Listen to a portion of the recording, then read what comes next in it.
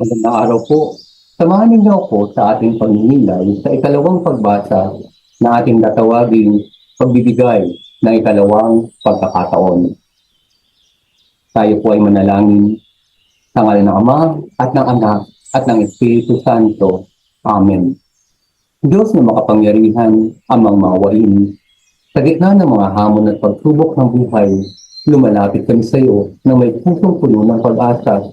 Salamat sa iyong walang hanggang pag-ibig at sa pangako ng bagong simula. Panginoon, alam mo aming mga pagkakamali at mga kabiguan. Alam mo rin ang aming mga pangarap at mga hangarin. Sa mga sandali ng kadiliman, nawa ang iyong liwanag ang magsilbing gabay. Sa mga sandali ng pangihina, nawa ang iyong lakas ang aming maging sandigan. Hinihiling namin ang iyong biyaya upang makabangon mula sa aming mga pagkakamali. Tulungan mo kaming matuto mula sa aming nakaraan at magpatuloy sa aming paglalakbay at nang may bagong pag-asa. Ipagkaloob mo sa amin ang ikalawang pagkakataon upang maitama ang aming mga pagkakamali at may pakita ang aming tunay na kakayahan. Panginoon, tulungan mo kaming magtiwala sa iyong plano at maging bukas sa mga pagkakataon na iyong binibigay. Tulungan mo rin kami maging mapagpasalamat sa bawat araw at maging saksi sa iyong pag-ibig at awa. Sa pamamagitan ni Kristo na aming Panginoon. Amen. Sa ngalan ng Ama at ng Anak at ng Espiritu Santo. Amen. Ating pong pakinggan ang ikalawang pagbasa ngayong ika-6 ng Abril taong 2025. Pagbasa mula sa sulat ni Apostol San Pablo sa mga taga-Pilipos.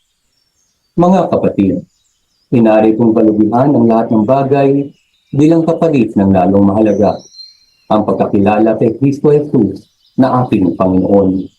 Ang lahat ng bagay ay pinalagay kong walang kabuluhan, makamtan ko lamang si Kristo at lubos na makiisa sa Kanya. Hindi ko nahangad na maging natuwid sa pamagitan ng kautusan, kundi sa pananalig kay Kristo. Ang paglimatid ko ngayon ay kaloob ng Diyos batay sa pananampalataya. Ang tanging hangarin ko ngayon ay lubusang makilala si Kristo, maranasan ang kapangyarihan ng Kanyang pagkabuhay na maguli, makihati sa Kanyang mga hirap, at matulad sa Kanya, pati sa Kanyang kamatayan, sa pag-asang ako may muling bubuhayin. Hindi sa nakamtan ko na ang mga bagay na ito, hindi rin sa ako'y ganap na, ngunit sinisita kong may pakatuparan ang layunin ni Kristo Jesus nang tawagin niya ako. Mga kapatid, hindi ko pinalalagay na natupad ko na ang mga bagay na ito. Ang ginagawa ko ngayon, nililimot ang nakaraan at sinisikap na makamtan ang nasa hinaharap. Nagpapatuloy nga ako tungo sa hangganan upang kamtan ang timpala ng pagkatawag sa akin ng Diyos sa pamagitan ni Kristo Jesus, ang buhay na hantong sa langit. Ang salita ng Diyos. Salamat sa Diyos. Ating pong pagnilayan ang nilalaman ng ikalawang pagbasa. Ang pagbasa mula sa sulat ni Apostol San Pablo sa mga taga-Pilipos ay naglalaman ng malalim na mensahe tungkol sa pagbabago ng pananaw, pagtutuon kay Kristo, at ang pagpapatuloy sa espiritual na paglalakbay. Ang mga salita ni San Pablo ay nagpapakita ng isang malinaw na pagbabago sa kanyang buhay. Mula sa pagiging isang tagasunod ng kautusan, siya ay naging isang tagasunod ni Kristo. Ito ay isang pagpapakita ng ikalawang pagkakataon na iniaalok ng Diyos sa bawat isa sa atin. Ang pagtalikod sa nakaraan. Hinari kong kalubihan ang lahat ng bagay bilang kapalit ng lalong mahalaga, ang pagkakilala kay Kristo Jesus na aking Panginoon. Ang pagtalikod ni San Pablo sa kanyang nakaraan ay isang malinaw na pagpapakita ng kanyang pagtanggap sa ikalawang pagkakataon.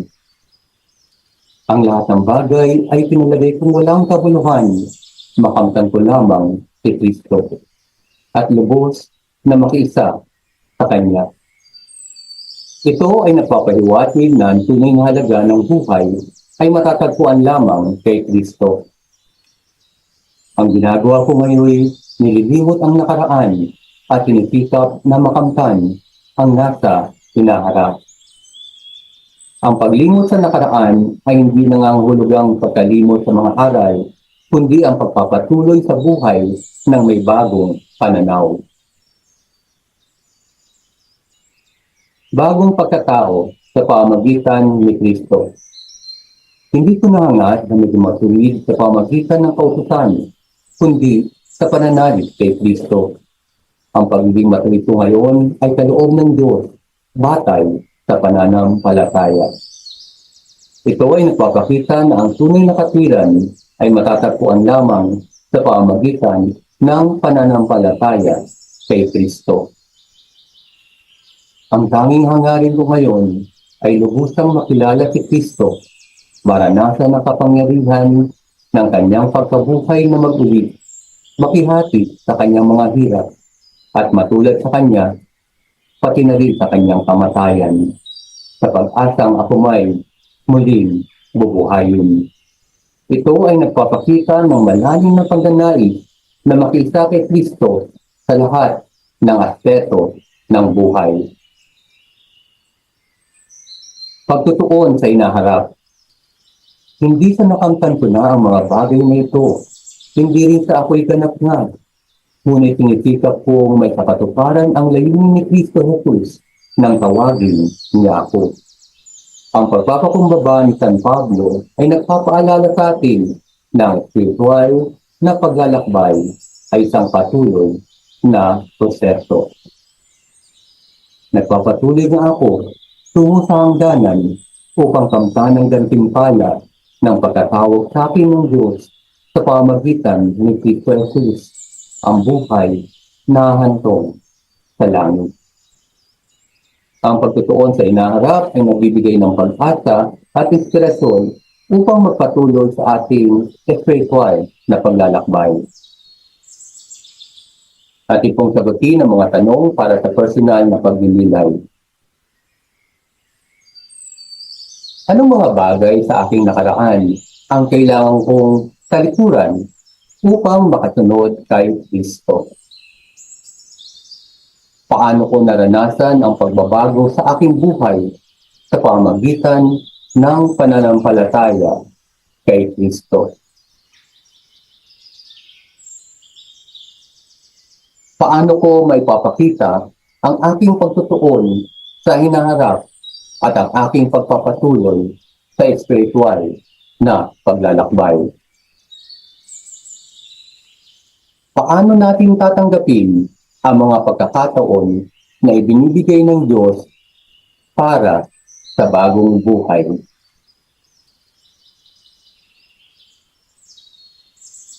Pagpapaalala. Ang pagninilay na ito ay nagpapaalala sa atin na ang Diyos ay laging handang magbigay ng ikalawang pagkakataon. Ang mahalaga ay ang ating pagtugon sa kanyang tawag ng pagbabago at pagtutuon sa kanya.